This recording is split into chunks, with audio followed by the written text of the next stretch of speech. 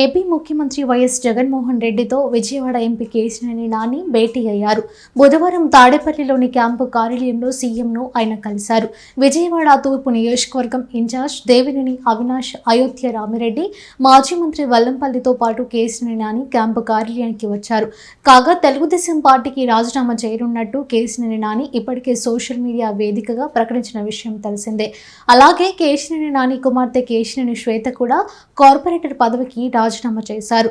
టీడీపీతో తన ప్రయాణం ముగిసిందని ప్రకటించారు. ఈ నేపథ్యంలో సీఎం జగన్ను కేశినేని నాని కలవడం ఏపీ రాజకీయాల్లో ఆసక్తికరంగా మారింది. ఆయన టీడీపీలో చేరుతానని ప్రచారం జరుగుతున్న నేపథ్యంలో ఈ పరిణామం చోటు చేసుకుంది.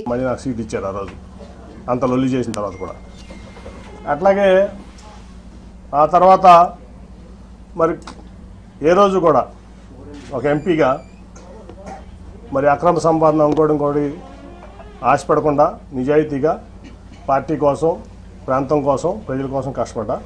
ఆ ప్రాసెస్లో మీ అందరికీ కూడా తెలుసు, ఆస్తులు అమ్ముకున్నా, వ్యాపారాలు మానుకున్నా. ఇవాళ నేను అమ్ముకున్న ఆస్తులు విలువ హైదరాబాద్లో 2,000 కోట్లు, అక్షరాలు 2,000 కోట్లు. నేను అమ్ముకున్న ఆస్తులు మీకు కావాలంటే నా 14 యాక్షన్ అఫిడవిట్ తీసి వాళ్ళకి చూస్తే నా ఆస్తులు ఇవాళ వాల్యూ 2,000 కోట్లు ఉంటుంది. అట్లా వ్యాపారం కాకుండా కొన్ని విషయాల్లో ఆయన నా పట్ల ప్రదర్శించినటువంటి తీరులో వ్యాపారం కూడా ఆపుకోవాల్సి వచ్చింది. ఆ రోజు కూడా నేనేం బాధపడలా, వాట్ నెక్స్ట్ అనుకుని ముందుకెళ్ళాను. సరే 19 లక్షలు మళ్ళీ గెలిచాను. ఇక్కడ లోకేష్ గారు మంగళగిరిలో ఓడిపోతే నేను విజయవాడలో ఎంపీగా నేను గెలిచాను. మరి ఆయన పార్టీ ఇన్ఫ్రాస్ట్రక్చర్ అంతా ఇచ్చారు, రిసోర్సెస్ అన్నీ ఇచ్చారు. అట్లాగే పార్టీ యంత్రాంగం మొత్తం ఆయన కోసం కృషి చేసిన ఆయన ఓడిపోయారు. అట్ ది సేమ్ టైం నేను ఎప్పుడు కూడా చంద్రబాబు నాయుడు గారి రూపాయి తీసుకోలేదు, నేను గెలిచాను ఎంపీగా. ఆ తర్వాత చాలా పరిణామాలు మీరు చూశారు. అనేక రకాలైన ఆయన మనుషులను పెట్టి నన్ను అవమానపరచడం జరిగింది.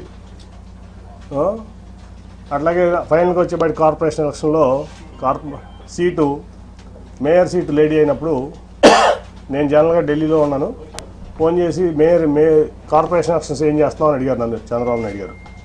ఏం లేదు సార్, నేనేం ఆలోచించలేదు, ఇన్ఛార్జ్లు ఉన్నారు కదా వాళ్ళు చూసుకుంటారంటే, కాదు మేయర్ అభ్యర్థి ఎవరిని పెడుతున్నారంటే నాకు తెలియదు సార్ అన్నా. ఇదే మాటలు మీకు చెప్తున్నా, నేను ఒకటి కూడా కోల్పోవట్లేదు. ఆ రోజు అన్నాడు